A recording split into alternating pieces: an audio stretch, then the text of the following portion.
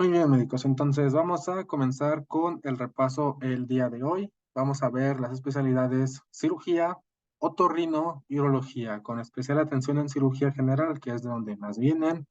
Otorrino, también vamos a revisar algunas preguntas, de acuerdo a la dinámica que hemos manejado, de casos clínicos quizá no tan comunes. Unos incluso ni siquiera tienen ya de práctica clínica, pero se han preguntado anteriormente en el ENAR. Y finalmente, urología. Entonces, bueno, continuamos con la misma dinámica de siempre. Iniciamos con el caso clínico número uno.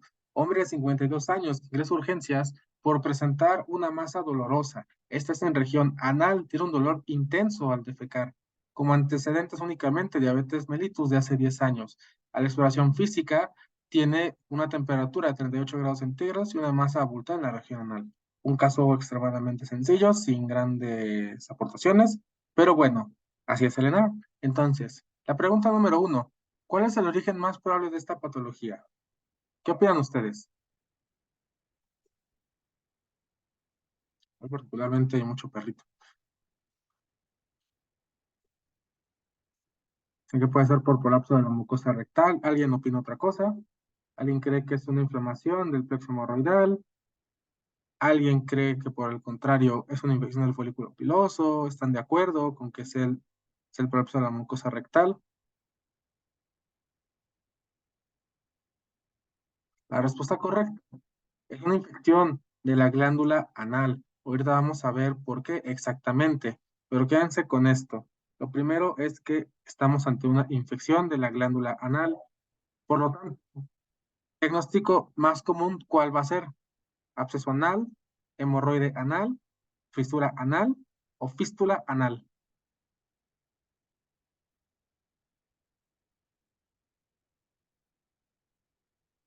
Un absceso anal es lo que están comentando aquí en el chat, ¿no?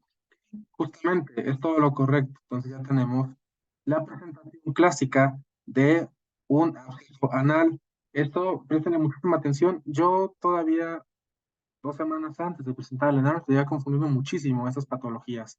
Entonces, de ahí que estemos haciendo el repaso para que podamos comprender exactamente cómo son esas enfermedades. Entonces, ¿qué vamos a tener o qué hay que buscar en nuestro caso clínico? Una masa dolorosa que está en la región anal, que se acompaña de un dolor importante al defecar, pero, por ejemplo, nos está hablando de que el paciente tenga alteración de ese dolor cuando inicia la defecación o cuando termina la defecación, o en su defecto que se acompañe de trazas de sangre, o que el papel higiénico esté manchado por sangre, cosas así que nos podrían orientar hacia algo más, o que el paciente presente estreñimiento. Esas cosas son las que nos podrían orientar más hacia una fisura o una fístula. Por el momento, solo nos habla de que justamente tenemos tal cual un absceso, una colección purulenta en la región anal. ¿Cuál va a ser el manejo más adecuado? Drenaje y antibióticos, asientos de agua tibia, aplicación de anestésico tópico o antiinflamatorios.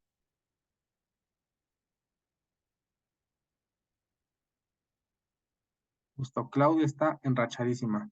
Drenaje y antibióticos es la respuesta correcta. Ahora, ¿qué es lo importante? ¿En quiénes se recomiendan los asientos de agua tibia? Eso es uno de los datos incluso curiosos de la GPC. Pero, ¿a qué pacientes se les recomienda los asientos de agua tibia o baño de asiento con agua tibia?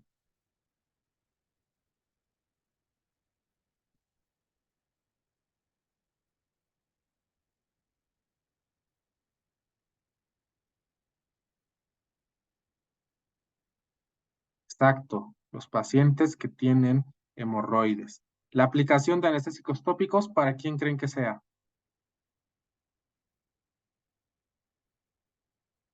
En realidad, Claudia, los pacientes no es tanto que no sean candidatos a cirugía, sino que es el tratamiento de primera línea siempre que no tengas alguna indicación urgente de cirugía. Pero el tratamiento conservador incluso es el primero que tienes que dar en un caso de hemorroides. Los anestésicos tópicos, ¿a quiénes se los indicarían? ¿Para qué patología? Fisura anal, justamente.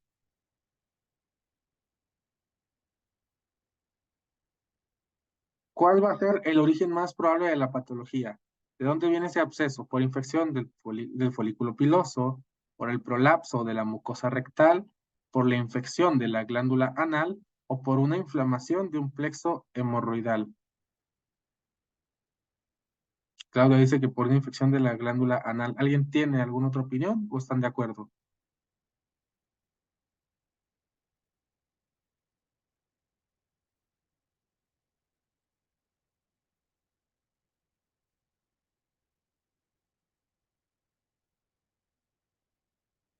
Justamente, ¿no? Es una infección de la glándula anal. Pues es un absceso anal, tal cual. Digo, esto está muy fácil quizá, pero lo que siempre les he dicho, cuando ya llevamos 100, 120, 200 reactivos, ya como que el cerebro o empieza a dudar de las fáciles o empieza a dejar de razonar las más fáciles. Entonces, siempre, siempre, siempre estén así. Re- Si ven un así rápido, que respondan, por lo menos asegúrense de que hayan entendido bien el caso clínico, no vaya a ser que se estén anticipando demasiado. Y finalmente, ¿cuál va a ser una complicación grave de este padecimiento?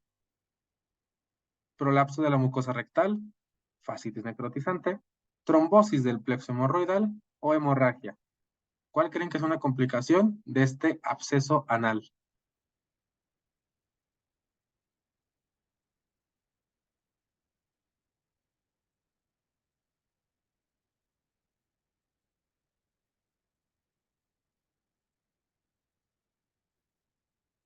Justo una fascitis necrotizante. Estamos ante una infección blanda, pues lo más probable es que esa se extienda, ¿no? Y ahora sí tengamos un verdadero problema con la fascitis necrotizante. Que sí llegó a pasar, o bueno, yo llegué a ver casos clínicos así en el internado, entonces cuidado, con esos abscesos anales, no los tomen como algo sencillo. Entonces, vamos a recordar un poquito sobre esta patología. De acuerdo a la guía de práctica clínica, el absceso anal se define como una colección de pus en los espacios perianales, y esto como consecuencia de la obstrucción de la glándula anal con estasis bacteriana. Si se extiende a la fosa isquional, va a formar una colección de herradura, y en contadas ocasiones se puede extender hacia lo que son los elevadores del ano, que prácticamente es la clasificación que estamos observando. Tenemos un absceso que puede ser isquiorrectal, un absceso perianal o subcutáneo. Podemos tener un absceso en el elevador superior o también podemos tener este de acá, ¿no? Entonces, la etiología principalmente va a ser por Escherichia coli, va a ser Bacteroides fragilis y también pueden ser estafilococos. Obviamente, pues Escherichia coli porque es una enterobacteria, es la más común que está en en el tracto intestinal, entonces nada no bajo el sol, pero las que sí te pueden ocasionar justamente las complicaciones que estamos observando son Bacteroides fragilis como anaerobio y estafilococos, ¿no? Que el Staphylococcus aureus también te puede dar esa fascitis necrotizante. También es algo importante que veíamos en las clases de enfermedad inflamatoria intestinal. Ese CUSI que puede ocasionar esos abscesos anales es algo muy importante. También puede ser secundario a traumatismo, ya sea autoinducido o que haya sido consecuencia de otra situación, y en algunos casos incluso por neoplasia. También es otra forma en la que podemos observarlo o que podemos detectar este absceso anal que no se cura y no se cura, ¿no? Pueden también ser una neoplasia. La epidemiología, vemos que puede ser perianal o superficial en un 60% de los casos, isquiorrectal o perirectal en el 30%, interesfintérico en el 5% de los casos, que está afectando el supraelevador en el 4% de los casos, esa submucoso en el 1% de los casos. Entonces, tengan mucho esto en cuenta cuando estén realizando su diagnóstico en esos abscesos. Esos porcentajes, el más importante, no lo recuerden, es el perianal o el superficial con un 60% de las ocasiones. ¿Cuáles son los factores de riesgo para presentar esa situación? La de presentación va a ser entre los 20 y los 60 años y una media de los 40. Se debe sobre todo a los hábitos higiénico-dietéticos y una vida sedentaria. También vemos que los abscesos se pueden originar por enfermedad de Crohn o colitis inflamatoria intestinal, pero sobre todo Crohn, secundario a trauma anal, que es lo que estamos hablando, y también siempre hay que tener en cuenta en estos casos que pueda el paciente presentar enfermedad de transmisión sexual. Entonces, también si te aparece en el caso clínico que el paciente tiene factores de riesgo, pues hay que buscar datos de infección por VIH. También puede ser secundario a radioterapia, a cáncer o si no, por secundario a cuerpos extraños. El cuadro clínico es el que tal cual estábamos viendo en el caso, ¿no? Dolor intenso, continuo y progresión de la región anal. Algo muy importante es que es de aparición súbita. En el caso de los abscesos interesfintéricos, van a presentar dolor severo y siempre hay que realizar tacto rectal sin excepción. Esto para corroborar el diagnóstico y la localización de ese absceso. Vemos que en pacientes pediátricos, la causa principal va a ser por lactobacilos. Es una pregunta potencialmente difícil, entonces siempre hay que recordarla, ¿no? Como un dato curioso de la GPC. Y vemos que también se puede utilizar incluso el ultrasonido endoanal en el caso de abscesos anales complejos. ¿A qué se refiere? A que no sea visible por clínica, a que tengamos duda al tacto rectal, pues un efecto que es muy profundo y no podamos delimitarlo adecuadamente. En cuanto al tratamiento, vemos que, por ejemplo, se debe tratar de forma conservadora en menores de 2 años, o sea, drenaje y también antibióticos. Vemos que los abscesos superficiales, como en el caso de nuestro paciente, deben ser drenados en la sala de exploración o sala de urgencias, mientras que cuando ya llegamos a los isquioanales o los supraelevadores, estamos viendo acá, corresponde al 30% como rectal y el 4% como el supraelevador, ahora sí ya debe ser examinado bajo anestesia para ser drenado de manera apropiada. Entonces hay que tener eso en consideración. Aquí tenemos incluso el algoritmo de la guía de práctica clínica sobre el absceso anal, ¿no? Se realiza una exploración proxicológica y vamos a ver si hay o no evidencia de absceso. En caso de que no lo haya, hay que descartar otra causa de dolor anal. En caso de que tengamos duda diagnóstica, podemos utilizar ultrasonido, aunque lo más probable es que nosotros tengamos que utilizar TAC para corroborar ese absceso o incluso resonancia, pero eso ya es en casos más especializados. En caso de que por exploración o por estudio de imagen corroboremos el absceso anal, hay que ver si es elegible a drenaje en urgencia de consultorio o si, por el contrario, está en el supraelevador o es un interesfintérico. En caso de que sea este el caso, hay que drenar en quirófano. En caso de que sea posible drenar en urgencias en consultorio, pues se tienen que realizar medidas higiénico-dietéticas, se tiene que drenar en urgencias y finalmente se tiene que dar antibiótico. Y pues ya nada más, vigilancia postquirúrgica. Entonces, esto hay que tenerlo en cuenta cuando nos presenten un caso de absceso anal. ¿Tienen alguna duda respecto a este tema?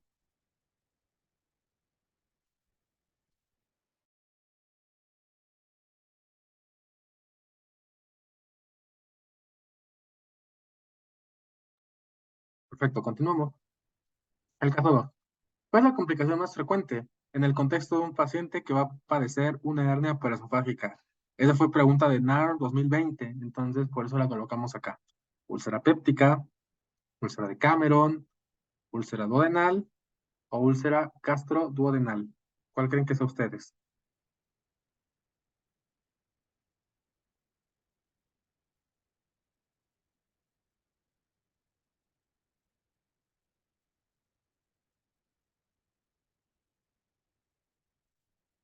Dice Claudia que es úlcera péptica. ¿Alguien cree que sea duodenal, gastroduodenal o de Cameron? ¿O comparten su opinión?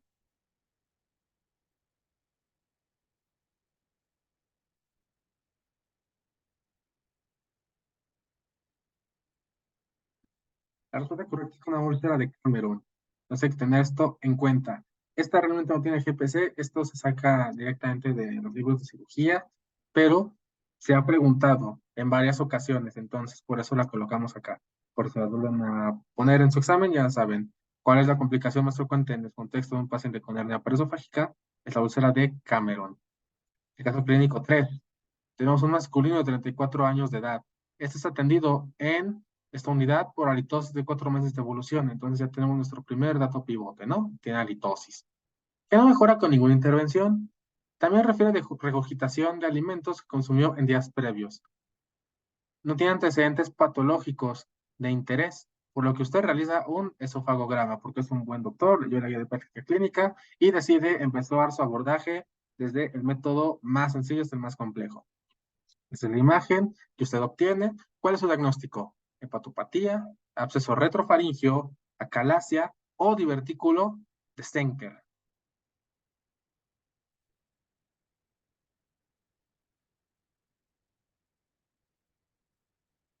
Ahora dice que acalasia, alguien cree que sea un absceso, alguien cree que es hepatopatía, alguien cree que sea un divertículo, también dice que es acalasia también.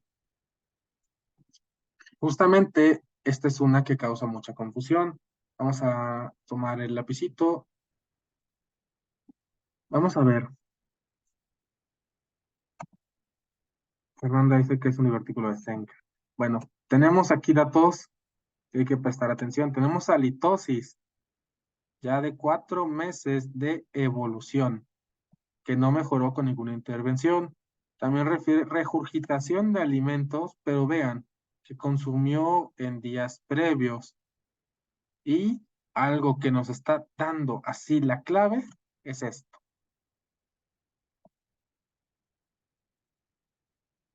Y aquí estaba el diferencial también. Porque es un divertículo de Zenker, que esa es la respuesta correcta. Recuerden que el divertículo de Zenker propiamente es una parte del esófago, en una de esas en una debilidad de una zona que ahorita vamos a revisar, que hace que que esa parte del esófago, la mucosa, se salga. Entonces tienes como un reservorio, tienes ahí un saquito y ahí es donde van a caer los alimentos que tú estés consumiendo. El problema es que se quedan atrapados, entonces, ¿qué va a pasar? Pues se van a fermentar, se van a pudrir y vas a empezar a tener halitosis. Cuando empiezan a ser muchos, pues obviamente también, y por la peristalsis propia del esófago, pues lo vas a sacar. Entonces vas a tener una regurgitación y lo más importante, que te dice que es de alimentos que consumió en días previos. No que te esté diciendo que tengo una intolerancia en aumento o una disfagia en aumento, ¿no? Esa disfagia que empezó siendo con sólidos, luego con líquidos y luego ya con nada. Además, pues aquí tenemos justamente el divertículo, que es donde se ha quedado el vario atrapado, y cuando bajamos más, no tenemos la imagen en pico de pájaro de la calasia. Esa es una imagen común y corriente del esfínter esofágico inferior. Entonces, esa es la razón por la que estamos ante un divertículo de Senker. Muy bien, entonces ahora continuamos. Este es un caso seriado. Realmente, si nos hubiéramos ido con la finta, hubiéramos caído en la trampa de que fuera una calasia, pues ya hubiéramos perdido todos los reactivos que corresponden a este caso clínico. Entonces hay que tener muchísimo cuidado. Hay que prestar atención e imagenología. De ahí que hayamos estado subiendo a lo largo de todo el año varias colecciones de imágenes de radiología, porque son cosas que luego sí estudiamos, o como es el caso, ¿no? Que divertículo Senker no tiene estrictamente guía de práctica clínica y se nos ha pasado. Entonces, mucho cuidado. Ahora que ya creemos que es un divertículo de Senker, ¿cuál va a ser el tratamiento de elección? Dietético, un drenaje endoscópico, una dilatación endoscópica, que nos pudo haber tumbado el diagnóstico de acalasia porque este era candidato por completo a enfermedad, o una miotomía quecofaringia, que bueno, sin querer ya les quité, ¿no? Una opción.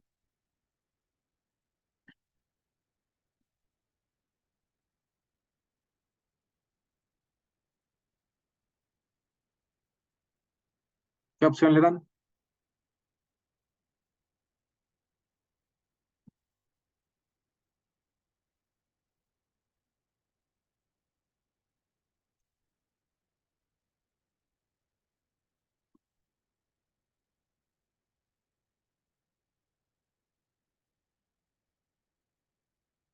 Justo, ¿no? Va a ser una miotomía quecofaringia, la respuesta correcta. ¿Cuál es el nombre de la región en la que sucede esta entidad? ¿En el triángulo de Auerbach, en el Cardias, en el triángulo de Quilliot o en el triángulo de Meissner?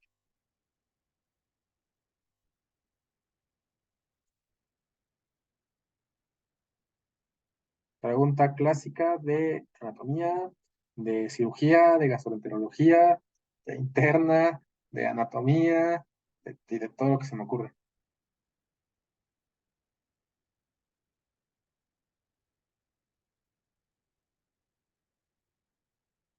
¿Qué opciones cogen?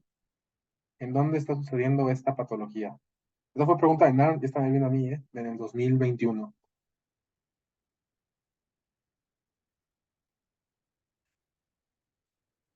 Sé, Claudia, que es de Meissner.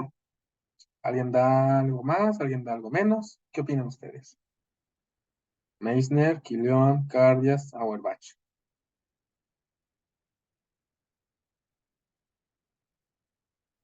Auerbach, dice Carla. No, es en el triángulo de Killian. Siempre acuérdense de que esta enfermedad se asocia al futbolista Kylian Mbappé. Entonces, bueno, sí me acordé yo. Fíjense que ya jugó Mbappé en ese entonces. Ya lleva una carrera larga, si uno lo piensa así. Pero pues está en el triángulo de Killian, eso es lo que ustedes se tienen que saber. O creo que se dice Kylian ahí, ¿no? Pero bueno, lo importante es que es en el triángulo de Killian. Plexo de Auerbach puede ser que se asociaría a Acalasia, pero justamente es el plexo. El cardias es donde podríamos tener algún, es la parte donde se une la unión gastroesofágica con el estómago, entonces pues tampoco. Y el de Meissner, pues no, tampoco. Ese es un plexo nervioso también, entonces nada que ver por aquí. Esa es una región anatómica, el triángulo de Killian, donde pasan tres haces de músculo y justamente la debilidad de esos tres haces es la que hace que se forme este saquito. Caso clínico 4. Paciente femenino de 60 años que acude a urgencias llevada por sus familiares, pues presenta distensión abdominal que se acompaña de dolor intenso, ausencia de canalización de gases, así como evacuaciones y se acompaña de náusea y vómito. En la exploración física se presenta con hipersensibilidad abdominal, ruidos peristálticos de tono metálico y aumentados en número, así como ausencia de materia fecal en la exploración rectal. Y se observa la siguiente imagen radiográfica. Ok, a lo mejor pudieron habernos dado un regalito en esta pregunta, pero a veces el ENAR no es tan, no es tan fácil. Te confirma tu diagnóstico. ¿Se considera el tratamiento de elección se considera que el tratamiento de elección en vólvulo de ciego es? Entonces aquí ya tenemos el diagnóstico, ¿no? Se nos dio por diagnóstico vólvulo de ciego, pero la pregunta va a ser, ¿qué le vamos a hacer? ¿Cuál es el tratamiento de elección en el vólvulo de ciego? Hemicolectomía derecha, helio transverso, descompresión endoscópica colonoscópica de torsión y seco o hemicolectomía izquierda.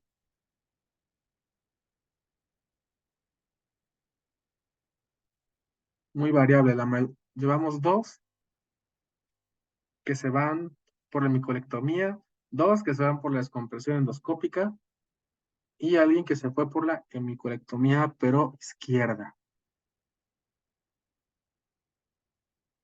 Acuérdense, ¿qué dice su guía de práctica clínica? Es una de las citas que viene así en grandote, que te dice tal cual qué es lo mejor que le puedes dar a ese tipo de pacientes.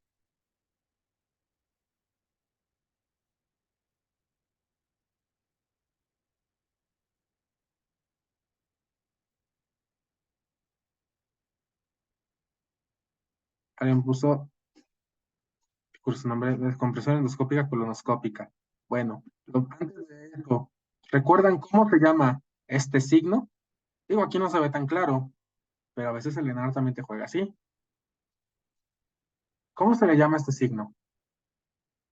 En grano de café, exactamente. Aquí no está tan clarito, no es la C clásica que estamos observando, sin embargo, yo siempre recuerdo que la forma como alternativa de ver ese grano de café, que justamente se ve más o menos así metiéndole muchas ganas, se ve que está como por aquí la vueltecita,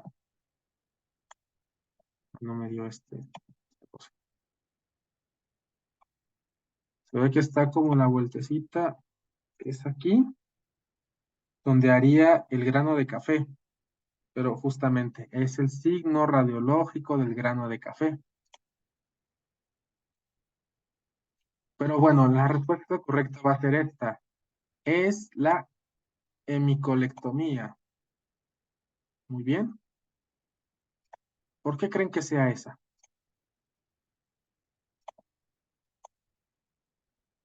¿En qué caso ustedes habrían colocado otra opción? ¿Cuándo podrían realizar? Yo creo que la duda más bien está en la detorsión y la secopexia y en la hemicolectomía izquierda, porque obviamente no podemos hacer una descompresión endoscópica, colonoscópica, es imposible, está totalmente rotado, en este caso el colon, entonces para nada, bueno, el ciego pues, pero justamente aquí tenemos la razón por la que no puede ser izquierda es porque se afectó el ciego, desde ahí entonces, pues la sección que te falta es la derecha, entonces nada que ver con la izquierda. Si estuviéramos ante una afectación en el sigmoides, a lo mejor sí podremos realizar una hemicolectomía izquierda, pero estamos más acá en el colon derecho. Entonces, esa es una muy buena forma de recordar el por qué ustedes tendrían que realizar una hemicolectomía derecha. Y justamente, pues no se pierde la función. Entonces, puedes realizar inmediatamente, si no está necrosado, obviamente, o si el paciente no está inestable, la anastomosis en ilio transverso, que justamente aquí nos dice que el paciente, como tal, tiene un dolor intenso, sí,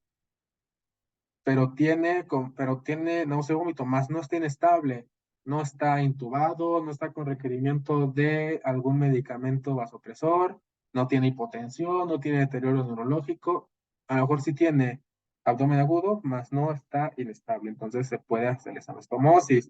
La detorsión de la psicopexia sería en otro tipo de patología. ¿En cuál patología ustedes recuerdan que se puede hacer detorsión y psicopexia?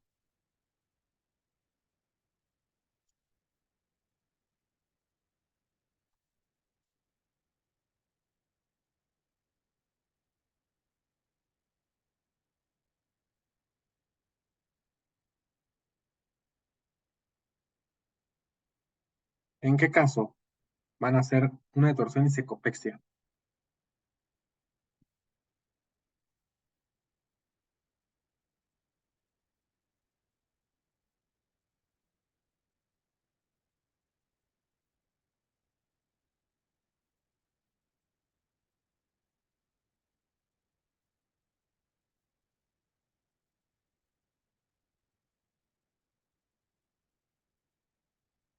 Justo, ya lo dijo Miriam, los que no son candidatos a el tratamiento de primera línea, que es la micolectomía derecha.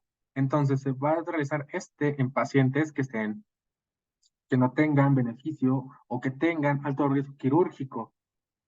Puede que no funcione, pero pues es una alternativa. Claudia López dice, invaginación, también puede ser en invaginación intestinal, pero en casos más específicos, porque lo más fácil es que tú le hagas un colon por enema y así se regrese un poquito esa parte que recuerdo, ¿no? Que tal cual la imaginación dice que es telescópica, no sé, como si se metiera sobre sí mismo el colon, entonces sí puede ser más o menos algo así. Pero lo importante es eso. Cuando estamos ante un vólvulo de ciego, el tratamiento de primera elección va a ser hemicolectomía derecha y en pacientes de alto riesgo, de y secopexia. Muy bien.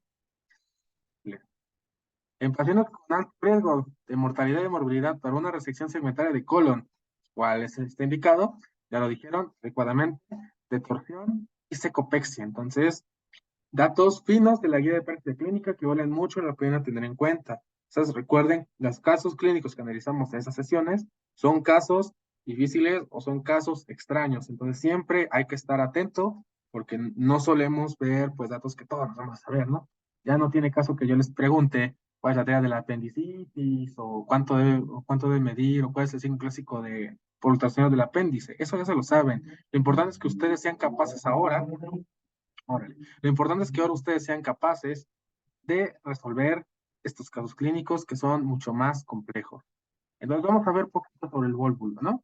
Vemos que es una torsión de un órgano a través de un eje sobre su pedículo vascular.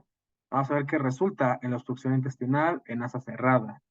Vemos que la rotación del pedículo vascular y la dilatación del colon van a contribuir justamente al compromiso en la perfusión y le puede ocasionar necrosis. La etiología del vólvulo de colon puede ser por estreñimiento crónico, puede ser por cirugía abdominal previa o incluso por una enfermedad neuropsiquiátrica. Eso está bien raro, pero menciona la GPC que también es posible.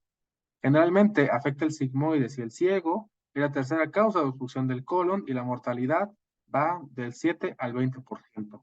Los factores de riesgo para hacer, en el caso del vólvulo de sigmoides, sexo masculino, mayor de 60 años, adulto mayor institucionalizado, que justamente tienen más riesgo de estreñimiento crónico, retraso mental, desórdenes neurológicos y cirugías abdominales previas. En el caso del vólvulo de ciego, esa es la gran diferencia. Y por el caso clínico venía así, femenino de 60 años, femenino con cirugías abdominales previas o con inactividad prolongada que dirían los grandes cirujanos, el intestino se mueve con los pies, ¿no? Entonces, al estar encamados o con baja actividad física, pues obviamente es más probable que presenten esta situación. El cuadro clínico.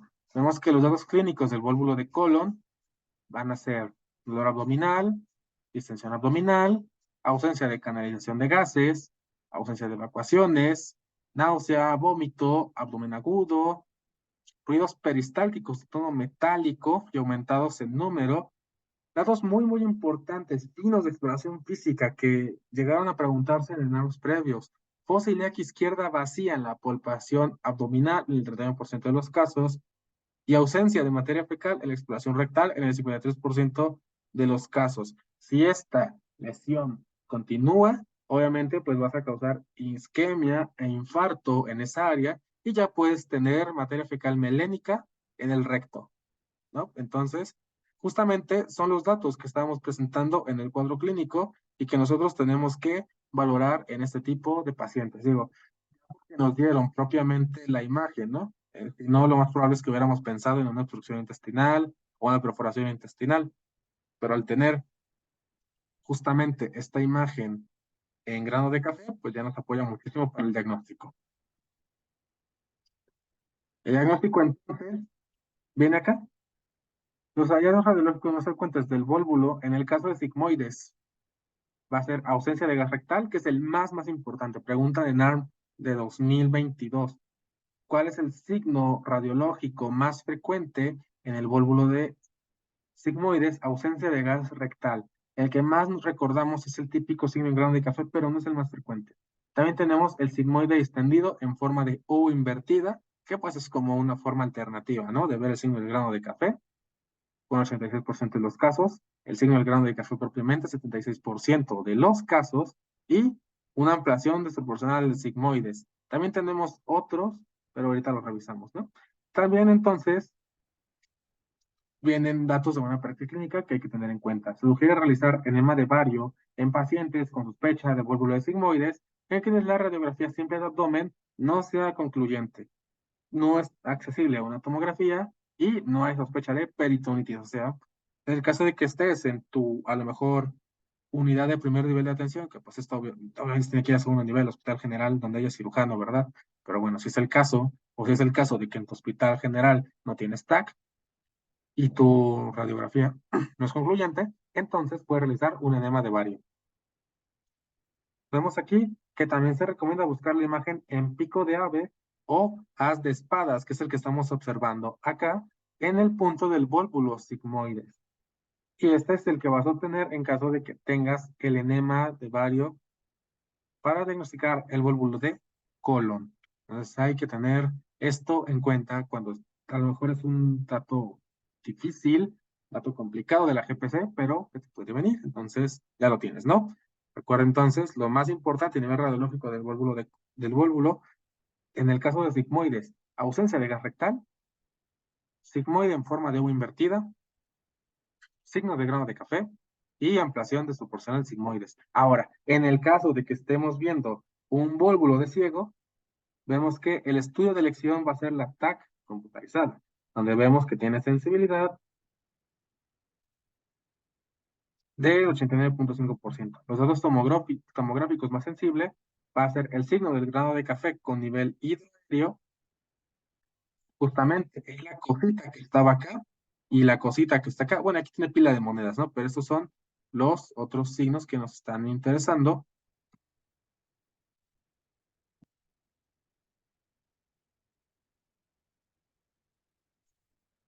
El signo del remolino que se observa directamente en la tomografía, que pues es la que se genera por el efecto de la torsión del vólvulo, y también puede presentar una distensión del ciego de más de 10 centímetros, que pues eso ya está como que demasiado intenso, ¿no? Pero bueno, pues también no menciona así la GPC. Hay que tener esos datos en cuenta, entonces, ¿no? Para valorar a esos pacientes con vólvulo. Ahora sí, nomás otra cosa importante del tratamiento. ¿Quiénes son candidatos a conservador y quiénes son candidatos a cirugía? Tratamiento conservador, vamos a ver qué se recomienda. Lo primero, como siempre, todo paciente inestable. Reanimación temprana de pacientes de bolo de colon. Incluye balance adecuado de líquidos electrolitos, así como apoyo ventilatorio y descompresión intestinal mediante succión nasogástrica. Se recomienda revisión de bulbos sigmoides bajo visión directa con simuloscopía o colonoscopía, con opción de inserción de tubo rectal como tratamiento de primera elección. En válvulos sigmoides, acuérdense, sigmoides. Tratamiento quirúrgico, cirugía de realización y anastomosis primaria en pacientes estables con óvulo sigmoide no complicado. Se recomienda resección de asa volvulada con gangrenas y retorsión de la misma en pacientes con óvulos sigmoides. Se recomienda resección de colon sigmoides y estoma en pacientes, que es lo que yo les decía, con necrosis intestinal o peritonitis fecal, dejando la restitución de la continuidad intestinal para un segundo tiempo. Todo esto, acuérdense, sigmoides. El caso clínico que nosotros estamos observando es ciego, pero sigmoides también te lo pueden preguntar. Y aquí tenemos, se recomienda resección de vólvulo secal con hemicolectomía derecha y anastomosis ileocólica primaria o ileostomía con fístula de mucosa distal, en caso de paciente inestable, en paciente con vólvulo de ciego. Entonces, vólvulo, un tema que a lo mejor consideramos fácil. Mi, de mi propia experiencia, yo dejé al final, me vinieron justamente de vólvulos sigmoides por fortuna. También vale la pena revisar el vólvulo de ciego. ¿Tienen alguna duda con este tema?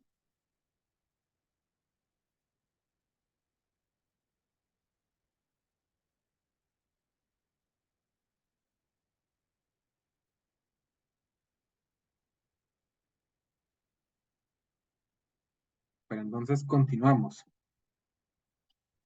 Clínico 5.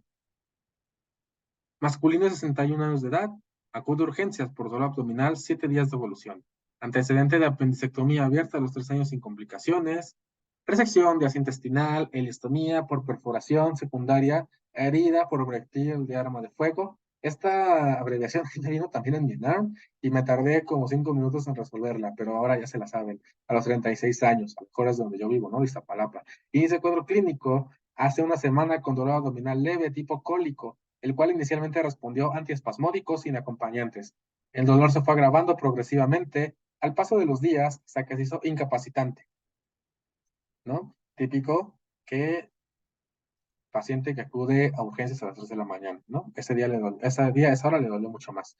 Por lo que acude en el día de hoy, presenta dolor abdominal intenso tipo cólico generalizado. Se acompaña de náusea y vómito de tipo fecaloide, peristalsis incrementada, ausencia de heces en la ampolla rectal y rebote positivo, por lo que usted solicita una radiografía.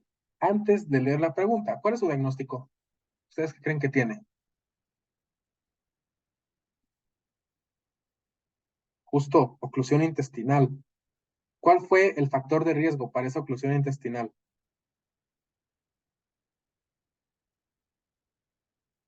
Por la cirugía. Adherencias. Esa es la respuesta correcta, por las adherencias. Pueden operarnos un montón de veces del intestino, pero no todos van a tener una adherencia. Entonces, esa es la respuesta correcta. Adherencias.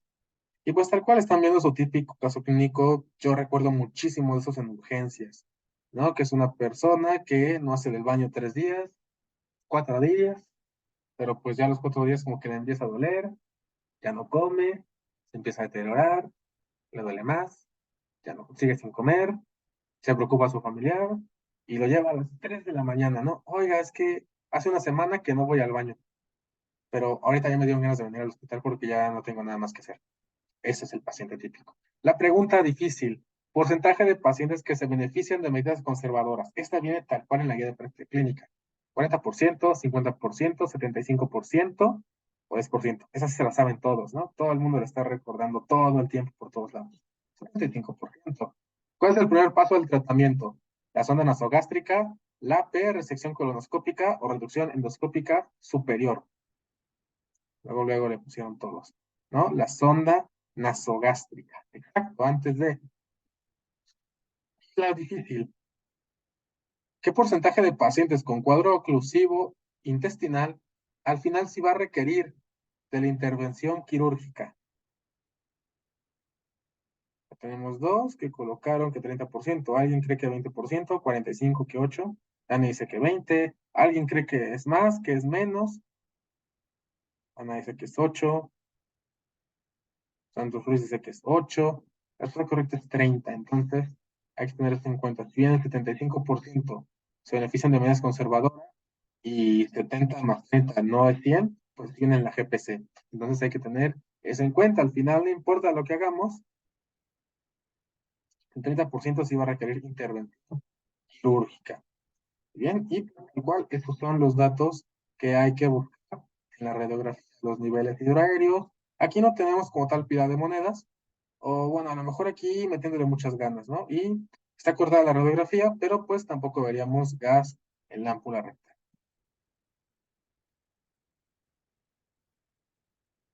Muy bien, nos vamos a ver rápido un repaso sobre esto, ¿no?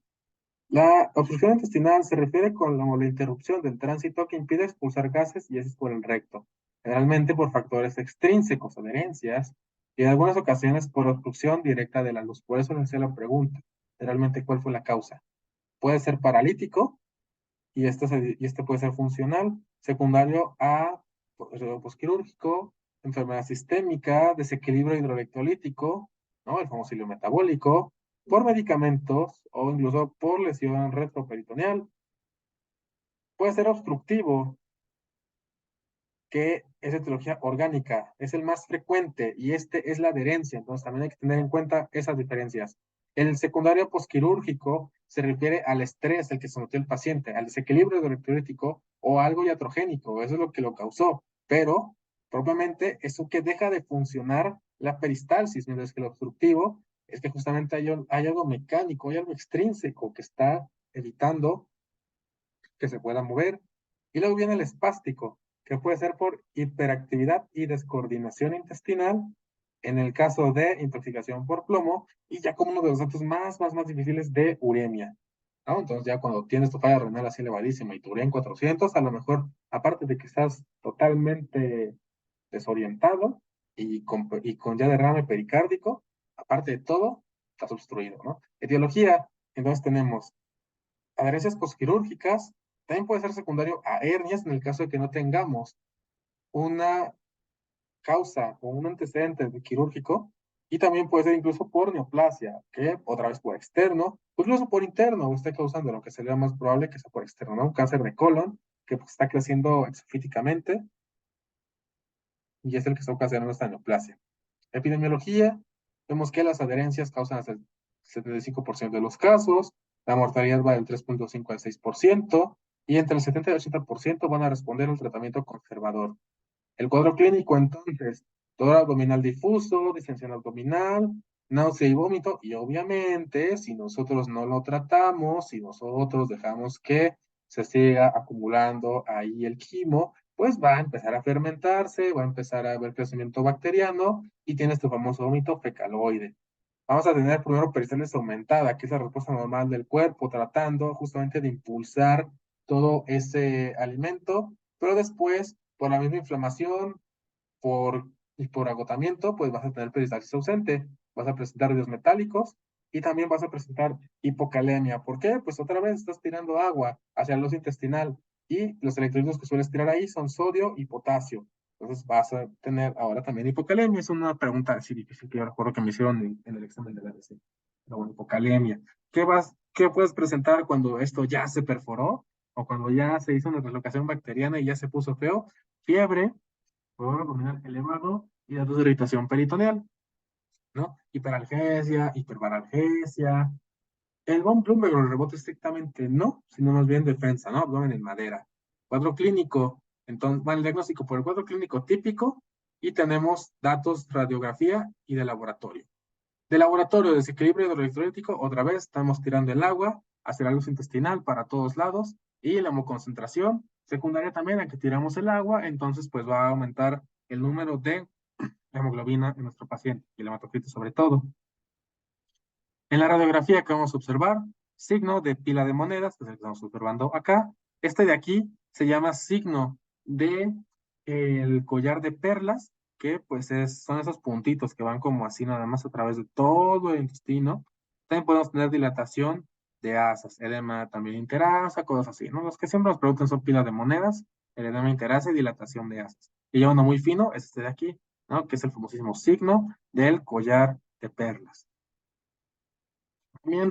Tenemos que recordar conservador y quirúrgico. Bien que vigiles la GPC de esta enfermedad.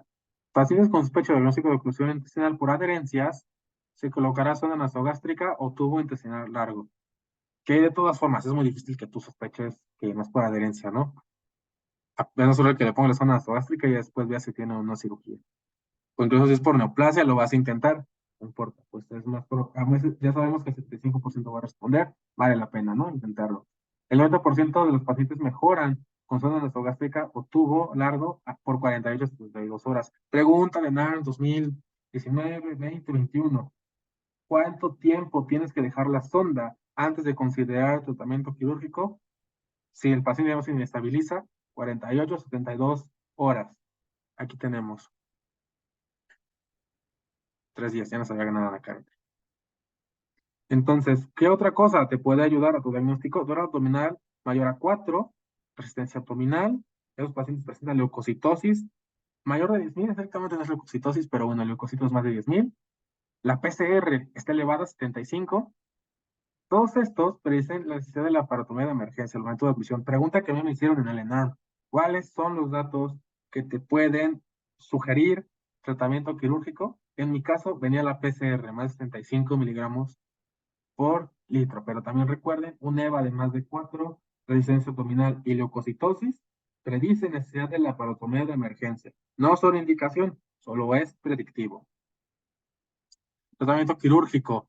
Cuando hay datos de peritonitis o estrangulación, que es lo que estábamos viendo anteriormente, ¿no? Fiebre, taquicardia, leucocitosis, acidosis y dolor continuo, respuesta inflamatoria para rápido, se deben intervenir quirúrgicamente. Si hay obstrucción por estrangulación, maligna, hernia encarcelada, cuerpo extraño, enteritis por radiación, una que luego nos preguntan, pero también puede ser peritonitis, abdomen agudo, también son datos de intervención quirúrgica. ¿Cómo se van a acordar? Son muchos datos. Abdomen agudo, paciente con abdomen agudo, ya, fin del algoritmo. Tratamiento quirúrgico. Cuando se requiera, se llevará a cabo resección intestinal y anastomosis primaria. ¿Cuáles son los casos? Cuando tu paciente a lo mejor tiene abdomen agudo, pero otra vez no está chocado, no está inestable y no está viejito. Entonces ahí puedes darte el lujo de considerar una resección intestinal de anastomosis primaria. Si ya tiene peritonitis o está chocado, se acabó. Tienes que hacerlo en su segundo tiempo. El abordaje laparoscópico debe intentarse preferentemente en caso de un primer episodio de oclusión intestinal por adherencia. O sea, aparte de todo, lo más probable es que tú hagas el abordaje por laparoscopía. El tratamiento de primera elección quirúrgico es un abordaje laparoscópico, sobre todo en el primer episodio de oclusión intestinal. Y pregunta de NARM 2019, ¿cuántos milímetros de mercurio debe tener el neumoperitoneo que se realiza en en un abordaje laparoscópico de 8 a 10 milímetros de mercurio? Estrictamente decía 10 esa pregunta. Entonces, yo siempre les digo que las preguntas difíciles del ENARM muy difícilmente se van a repetir, una o dos en todo el ENARM, pero bueno, pues, como siempre les he dicho también, les da confianza saber que se saben las difíciles. Sí, la pregunta era, ¿cuántos milímetros de mercurio debe tener el neumoperitoneo en un abordaje laparoscópico o en una cirugía por laparoscopía? Y la respuesta es 8 a 10 milímetros de mercurio. Ya se la saben, por si se las vuelven a preguntar. ¿Alguna duda respecto a este tema? Sí, milímetros de mercurio.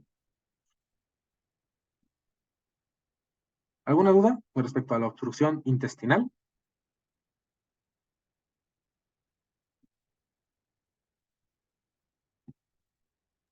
Doctor, en lo anterior, en lo del vólvulo, ¿por qué no era el tratamiento la opción B? Regresemos muy, muy, muy atrás,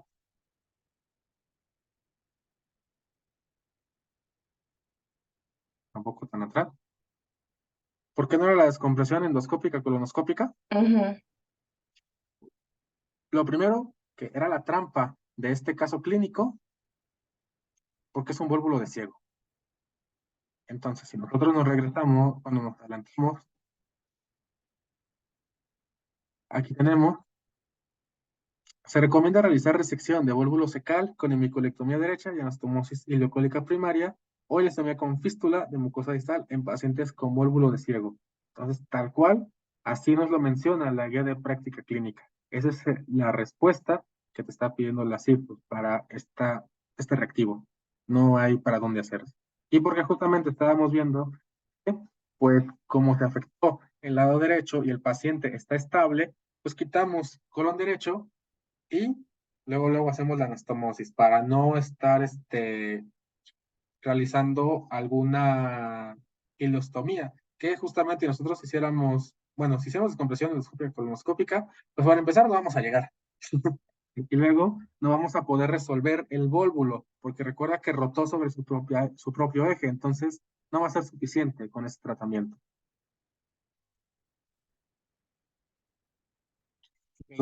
¿Te resuelve tu duda? Gracias. Perfecto. ¿Alguien tiene alguna otra duda?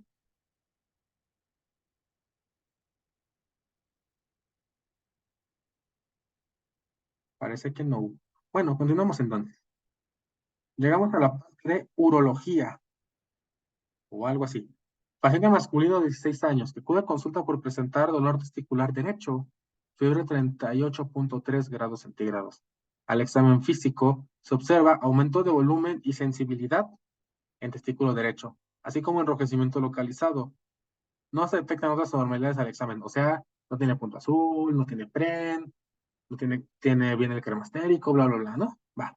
¿Cuál es el diagnóstico más probable en este paciente?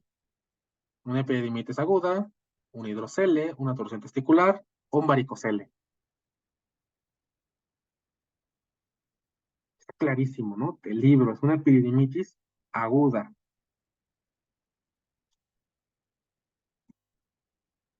Súper. ¿Cuál de las siguientes complementarias es útil para el diagnóstico diferencial en este caso? Una ecografía escrotal, una venografía, una BH o un EGO. Claudia dice con ecografía. ¿Alguien más? ¿Qué otra cosa le pidieron ustedes? Fernández dice con EGO. Dani que la ecografía está bien. Parece que la mayoría nos vamos por la ecografía escrotal, que es la respuesta correcta. ¿Por qué? Cuando nos regresamos acá, a lo mejor nos podrá ayudar muchísimo para valorar entre un hidrocele y una torsión testicular, justamente la ecografía escrotal, donde pues si fuera una torsión testicular, pues por Doppler ya no veríamos el flujo. Y por hidrocele, pues podemos ver si no nos queda muy claro con la prueba de la lámpara o de la luz o la transluminiscencia, pues poder ver si lo que está ahí inflamado no es agua o no estamos a lo mejor, ¿no? Ante un tumor de testículo que, bueno, por los datos que nos marcan, no, porque parece que fue súbito ese dolor, pero bueno, siempre hay que hacer el diferencial.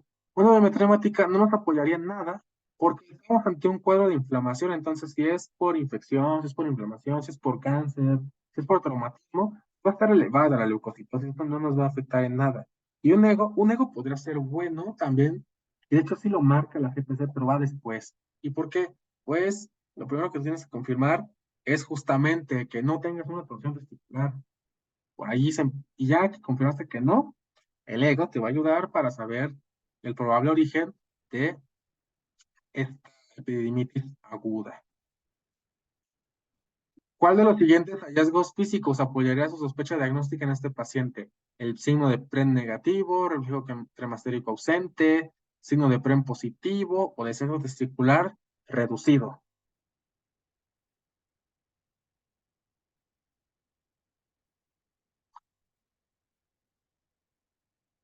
Muy bien, dice Daniel Santos Ruiz. Todos dicen que sí. Está perfecto. La pregunta del millón. ¿Por qué?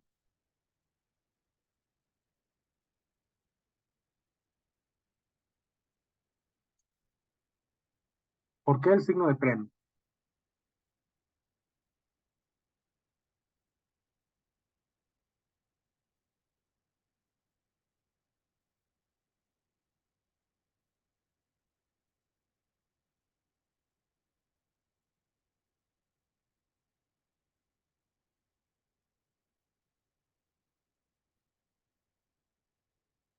Justo cede el dolor al elevar los testículos. ¿Y eso de qué nos habla?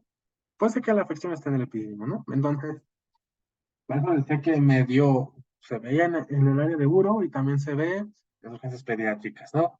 Otra vez, esos repasos, lo importante es hacer la integración. Si se han dado cuenta, todos cirugías batimos un montón con medicina interna y ahora todo esta parte de uro nos estamos metiendo con pediatría. Entonces, el escroto agudo, hay que recordar lo más importante, la edad es lo primerito que vamos a buscar. Tenemos que hacer el diferencial, torsión del apéndice, torsión testicular, o en su defecto, orquiepididimitis. En cuanto a la torsión del apéndice, recordemos que aparece sobre todo entre los 2 y los 12 años de edad.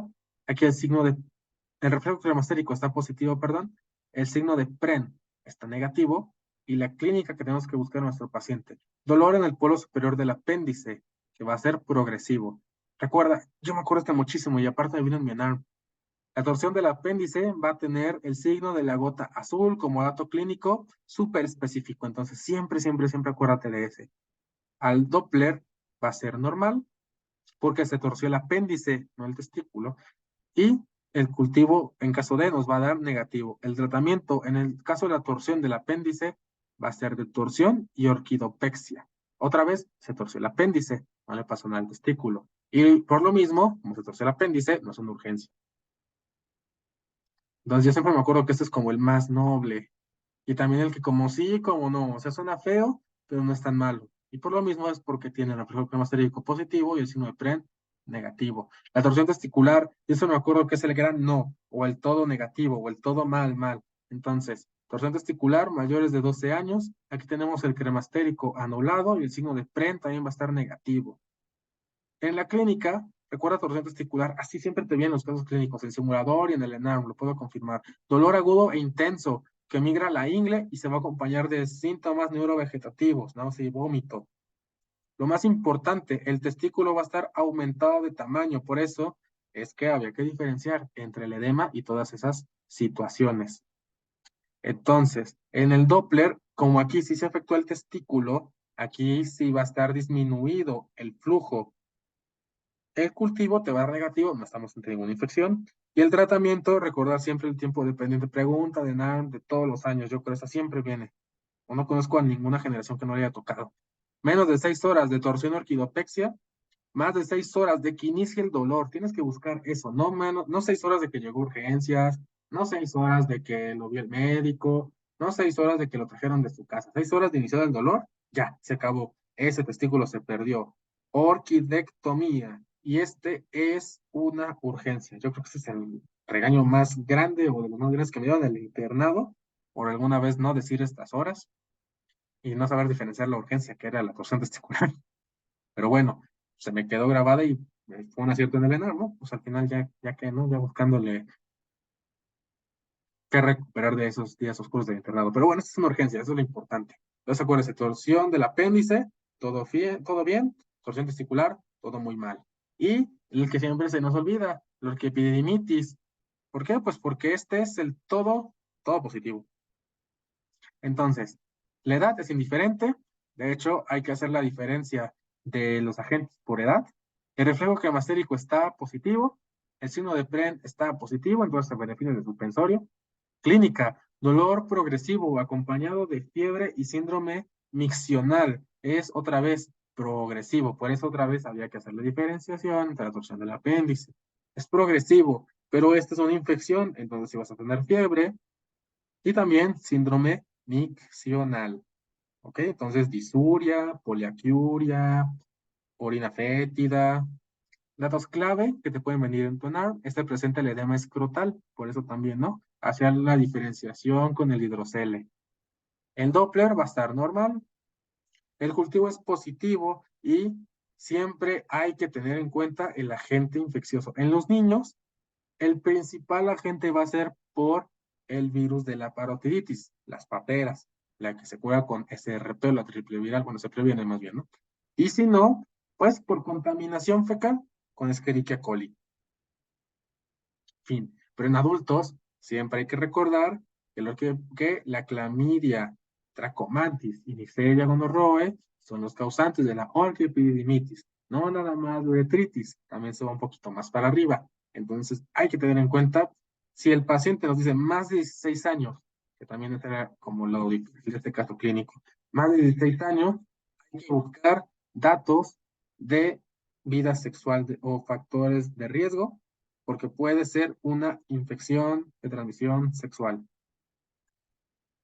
El tratamiento en niños es sintomático en el caso de parotiditis. En el caso de Escherichia coli, pues se puede dar Ceftra. Y en el caso de que tengamos una orquiepididimitis gonocócica o no gonocócica, pues da lo mismo, se le pega todo parejo. Ceftriaxona, dosis única, 250 miligramos IV o IM, y doxiciclina, 100 miligramos vía oral, 14 días. Entonces recuerda lo más importante y por lo cual hacíamos la pregunta. El ultrasonido lo usaremos para diferenciar una torsión testicular. ¿Alguna duda con eso del escroto agudo? Que sí, eso no era ni agudo, ¿no?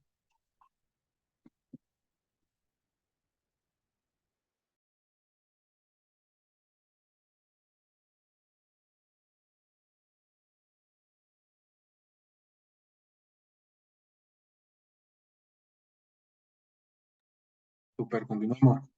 Última sección porque de seguro ya me los agoté. Caso clínico uno. De los siguientes cuadros clínicos, ¿cuál corresponde mejor a un tumor supraglótico? Disfagia, dinofagia, optalgia, pérdida de peso, disnea, estridor, pérdida de peso, disfonía, pérdida de peso y enopatía cervical, tumor cervical, que una más indolora, palpable y también con adenopatías. ¿Cuál le dan ustedes?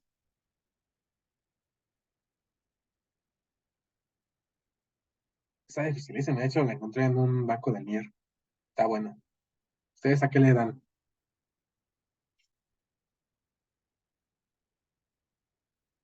Tumor supraglótico, ahí está el, la respuesta. Si está arriba de la glotis, mente va a tener disfagia, odinofagia, otalgia y pérdida de peso. ¿Por qué no estridor? Recuerden que el estridor va a ser probablemente algo que cierre, obstruya la luz, es lo que impida que sobre todo se abran las cuerdas vocales y ya no pase el aire. Entonces es ese chiflido de que está obstruyendo la luz. Y por lo tanto también te desnea. Pero estamos arriba de la glotis, pues nada que ver.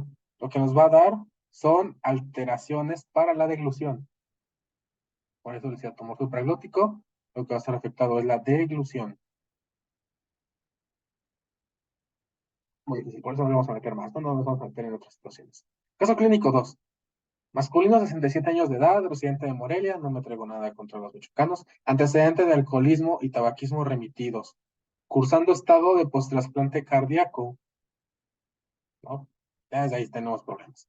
Inicio padecimiento actual hace una semana. Cefaloprogresiva, difusa, punzante, con irradiación retroorbitaria, además de congestión nasal y rinorrea fétida.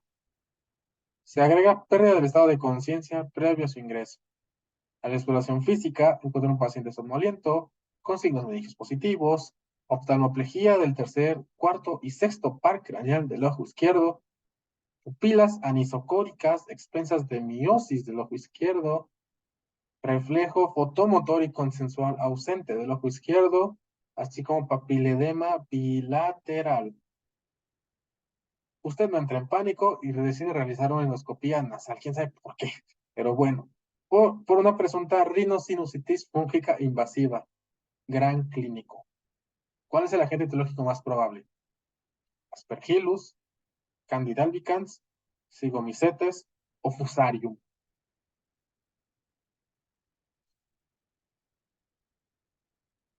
Sin que Aspergillus, alguien cree que sea Candida, alguien cree que sea Zygomycetes o alguien cree que sea Fusarium.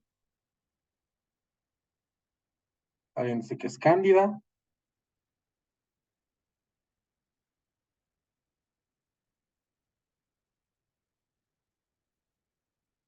Este caso es un típico de NORM que siempre sale, a lo mejor no con una presentación tan agresiva,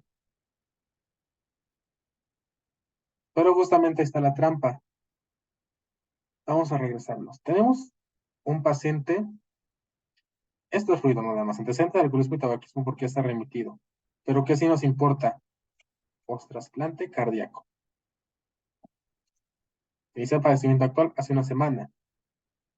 Tiene cefalea progresiva con irradiación retroorbitaria, rinorrea fétida, ya tuvo lipotimia. hipotimia síncope. A la exploración física se encuentra somnoliento. Signos meningios positivos. O sea, esa infección, no cabe duda que ya se metió al cerebro. De ahí viene la clave. Oftalmoplegia del tercer, cuarto y sexto par craneal del ojo izquierdo. O sea, ya te afectó el bulbo. Pupilas anisocóricas, expresiones del miosis del ojo izquierdo, reflejo fotomotor y consensual ausente. Sí, ya se metió un montón. Además de papiledema bilateral. Por eso les decía, ¿no? Creo que le haya realizado la endoscopia nasal antes de un ataque. Pero bueno, se rifó el doctor. Y ya tienes una rinosinusitis fúngica invasiva, justamente, Dani Rexo, ¿no? Esto y esta imagen que ustedes están viendo es clásica de el poderosísimo Figomicetes, mejor conocido como mucormicosis. ¿Por qué mucormicosis? ¿O por qué mucormicosis puede hacer todo esto? Justamente la mucormicosis tiene como esto, de que le pega a pacientes sumamente inmunosuprimidos. Ahorita por la pandemia, por COVID-19, se hizo algo de verdad horrible. Muchísimos pacientes con mucormicosis o el famosísimo hongo negro, ¿no? Se encalvaban por ahí, que siempre ha estado con nosotros, pero ahora se vio mucho más. Pero justamente sacas a un paciente de la intubación y se muere, ¿no? Por infección fúngica, por el uso de esteroide tan agresivo. Eso es lo que, y también de otros ahorradores de esteroides y la ciclosporina, el tacrolimus y todo eso, ¿no? Entonces, pues sí tienes un estado inmunológico súper deprimido. Entonces, pues, Zygomycetes o el hongo de la mucormicosis, pues es inocuo, está por todos lados, pero le va a permitir crecer. Y lo que ocasiona es una trombosis de toda el área que está infectando y por lo tanto se necrosa por completo. Y tiene esa facilidad de que justamente viaja por la nariz, hace infección orbitaria, retroorbitaria y se mete hacia el encéfalo. Entonces, ese es un caso así clásico. Si un día tienen un paciente con mucormicosis a su cargo y no se apuran, van a ver que se deteriora de volada. Es una sepsis horrible, incurable y tan, tan. Es muy difícil sacar a un paciente de mucormicosis adelante. Sí, lo hemos logrado en el 20 de noviembre. Hemos perdido más batallas de las que hemos ganado, también no hay que mentir, pero pues sí es algo muy, muy agresivo. Entonces, ese es un caso típico de mucormicosis, para que no se confundan. ¿Cuál es el dato clave? El trasplante cardíaco. Está súper inmunosuprimido y que pues ya después hizo la trombosis, te genera esta necrosis por completo y ya, ¿no? Entonces, esa es mucormicosis. ¿Cuál es el gol estándar para realizar ese diagnóstico? Dosis en fresco, cultivo, PCR o histopatología. Gol estándar. No tratamiento inicial, no tratamiento de elección, digo diagnóstico inicial, diagnóstico de elección, gold estándar. Nos dicen acá en que PCR, alguien opina que puede ser otra cosa. Cultivo, patología, están de acuerdo en que es la PCR, todos dicen que es cultivo.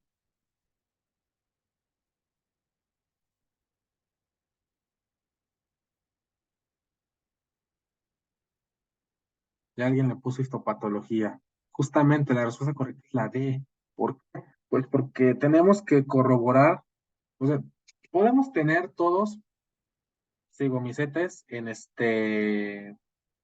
la fosa nasal. Les digo que es ubicuo. Pero lo importante va a ser eso, la necrosis y la trombosis, que nos va a corroborar que justamente ese fue el agente causal.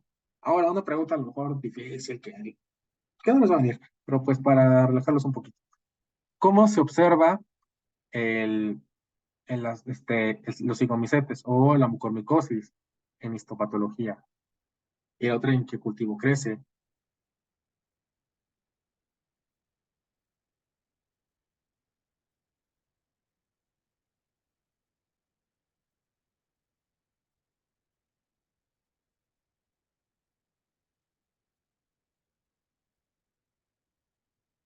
Hifas negras. Pues depende más que nada, perdón, ya me estoy quedando ronco. Depende más que nada cómo sea ¿cómo se llama esta cosa? Tu, tu método o tu tinción. Creo que eso es lo que quería decir. O sea, si lo haces este, si lo haces con paz, si lo haces con otro tipo de técnica. Pero lo lo que tienes que recordar más que nada es cómo van a ser esas IFAs, que luego es la pregunta difícil, sobre todo los que vayan a aplicar otorrino, esta les da un día, se los juro, siempre viene. Recuerden que son IFAs que están no aceptadas, pueden ver acá, ut, ut, ut, IFAs no aceptadas, y lo que vas a tener alrededor es tejido necrótico. Todo alrededor está necrótico. Y también importante, que yo no hice aquí, tienen ramificación en ángulo recto. Esas son las características que ustedes tienen que recordar. Y también son anchas, justamente, son hifas muy, muy anchas. Entonces, todo esto es importante recordar por la mucormicosis.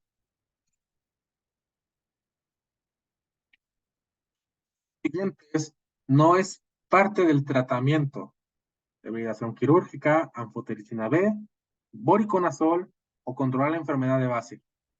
¿Cuál no es parte del tratamiento?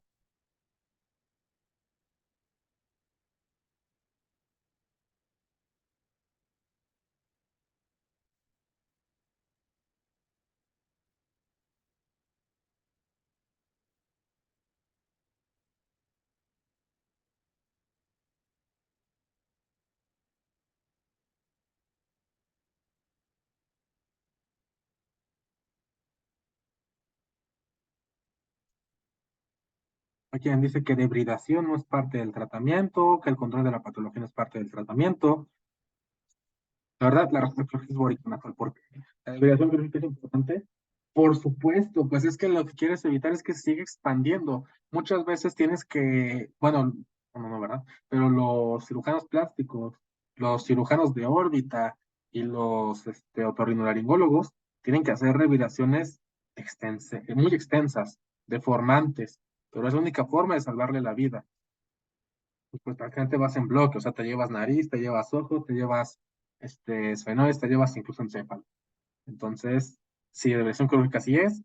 Anfotericina es el tratamiento de elección justamente. Entonces, anfotericina B también es. Y lo de la patología de base, pues también en el caso del paciente está muy difícil. A lo mejor podríamos optimizar el tratamiento inmunosupresor, pero también se tiene que controlar la patología de base. Eso sobre todo va a ser en diabéticos mal controlados, por eso la asociación. Pero pues también hay que controlar la patología de base para asegurarnos que nuestro tratamiento vaya a funcionar a largo plazo. Y el voriconazol, pues no, porque no es el tratamiento de elección. Sí hay un azol específico que es todavía mejor que la anfotericina B para el sibomicet. ¿Alguien sabe cuál es?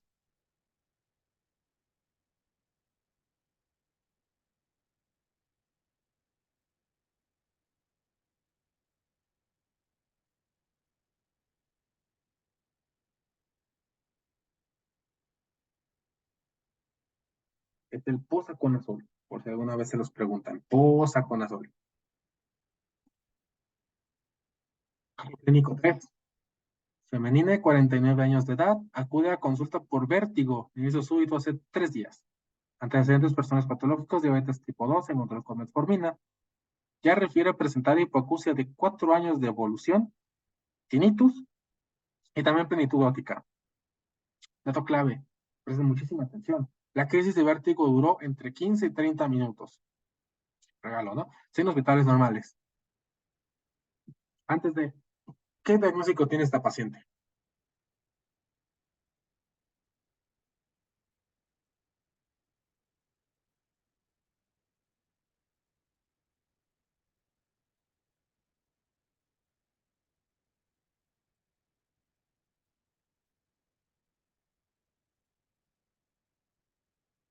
Menier, justo. Ahora, ¿cuál de los siguientes va a ser el diagnóstico de la paciente? Vértigo, hipoacusia conductiva y plenitud óptica, vértigo en 2 o más ocasiones, no son 20, son 2, pero ya les había dicho que luego el ENARM viene mal escrito y por eso nosotros también lo vamos a hacer. Hipoacusia neurosensorial y acúfenos, vértigo, hipoacusia neurosensorial y acúfenos, o vértigo en 3 o más ocasiones, hipoacusia neurosensorial clínica y acúfenos. ¿Cuál es el que ustedes les dio el diagnóstico? Todos dicen que la C. Se creen. Es la B. Ahorita vemos por qué. ¿En qué frecuencia es más frecuente la hipoacusia en la patología de la paciente? Aquí hay que tener mucho cuidado con ¿cómo se llama esto? La forma de escribir, la coherencia y el poder transmitir un mensaje a través de la palabra, pero pues justamente está correcto el enunciado. Frecuencias altas, medias, bajas o en todas. ¿Cuál es la frecuencia que está afectada con mayor porcentaje en la hipoacusia por la enfermedad de Meniere? ¿Cuál eran ustedes?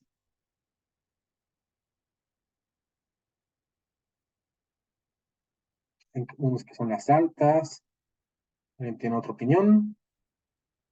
Las medias, las bajas, todas confirman que es la A, pero el correcto es la B.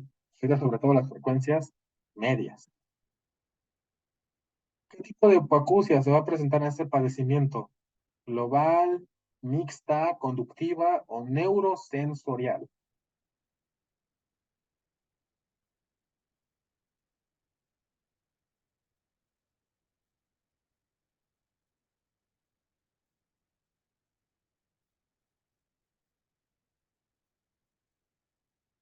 ¿En qué conductiva? ¿Están de acuerdo? ¿Confirman? Neurosensorial. Muy difícil la enfermedad de Meniere, la verdad. Yo nunca me la aprendí para el neuro, pero sí, sí es difícil la enfermedad de Meniere.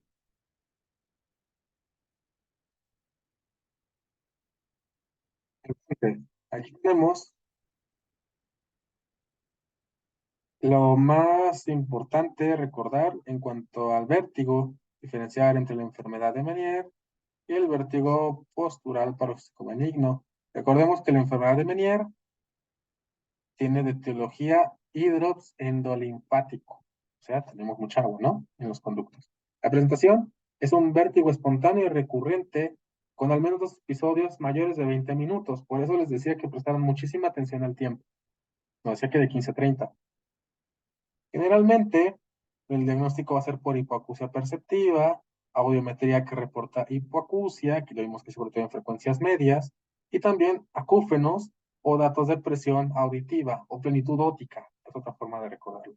El tratamiento, recuerden que puede ser, el mejor es gentamicina intratimpánica, obviamente es ototóxico y obviamente el paciente va a quedar sordo de ese oído, pero pues ya no va a tener vértigo, como el perro se acabó la rabia, ¿no?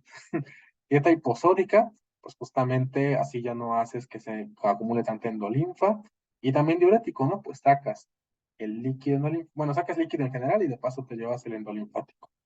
Si no funciona, pues ya puedes realizar una laberintectomía y fin de toda la situación, ¿no? Pero bueno, lo importante es eso, reconocer la enfermedad de Meniere y más importante aún, hacer la diferencia con el vértigo postural paroxístico benigno. Recuerda que puede tener dos etiologías, canalitiasis, que se refiere a partículas otolíticas en el laberinto, y cupulolitiasis, que son restos de la mácula otolítica. La presentación, eso es muy importante, esa es la que vino bien el ENARM. Crisis breves de movimiento rotatorio o movimiento de los objetos que rodean al paciente durante menos de 60 segundos. Esa es la característica. Sí diferenciar rápido de Meniere de vértigo postural paroxístico benigno. El tiempo. Meniere, más de 20 minutos. Vértigo, menos de un minuto. El diagnóstico del vértigo postural paroxístico benigno, siempre recuerda que lo primero que te van a pedir es la maniobra de Dix-Hallpike. Entonces, recuerda, necesitamos realizar la maniobra de Dix-Hallpike. Hallpike, no me acuerdo cómo se pronuncia. Tratamiento médico, si tenemos la alteración en el canal superior e inferior, pues con la maniobra de Dix-Hallpike, pues lo corregimos. Si es en el canal posterior, se puede hacer con la maniobra de Epley. Tratamiento sintomático, el vértigo se puede tratar con sinaricina y el vómito se puede tratar con metoclopramida o con cualquier procinético, pero metoclopramida es el más como baratito, entonces no hay otro problema. No hay tratamiento quirúrgico para el vértigo postural paroxístico benigno. Entonces, también recordar, ¿no? Es benigno, no es quirúrgico. Meniere, si tiene incluso al final laberintectomía. Muy bien, médico. Eso fue todo por la sesión de hoy. Una sesión un poquito pesada, cirugía es complejo, de cada quien, ¿no? Grandes cirujanos. Pero pues, consideramos que son datos que les van a servir muchísimo, altamente rentables y también datos difíciles que les pueden presentar en su entorno. ¿Tienen alguna duda, alguna pregunta?